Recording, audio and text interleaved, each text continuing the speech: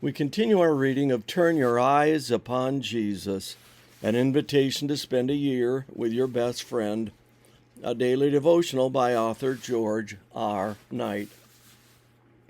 Today's reading, October 21. And then there were the women.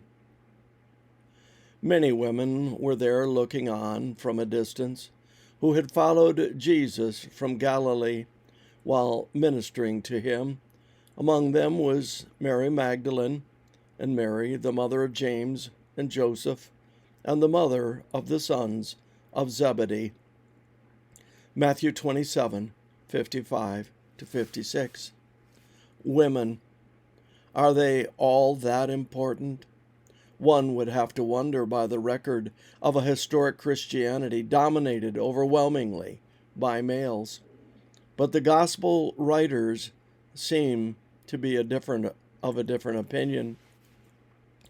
To them, the women and their witness and ministry to Jesus were crucial to the story. Matthew completes his presentation of the crucifixion by telling us that there were many women there as witnesses. All four Gospels tell us that women remained at the cross until the end. But where were the men? After Peter's repeated denial of Jesus, the only disciple Scriptures mentions is John, the disciple whom he loved, John 19:26. And John appears only in the fourth Gospel. Where are the men? Hiding, most likely. After Jesus' arrest in Gethsemane, they fled as fast as their legs could carry them.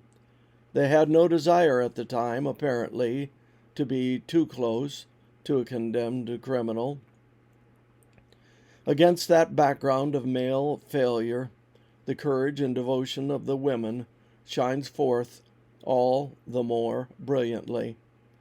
Matthew tells us not only that there were many women, but that they were watching from a distance. We don't know why they didn't come closer. It may have been that it was not safe to get too close to an execution when Jesus' enemies were in control. Perhaps it may be that it wasn't proper for women to attend a crucifixion.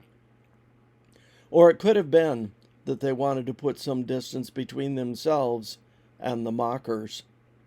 What we do know is that they were close enough to hear when Jesus assigned his mother to John's care.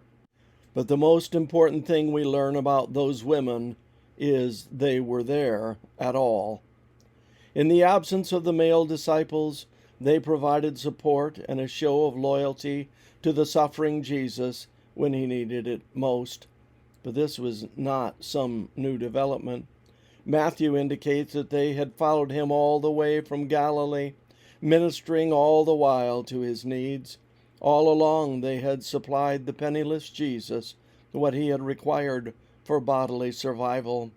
They had assumed the role of servant that Jesus' male followers had shunned. May God continue to bless the ministry of the women among us.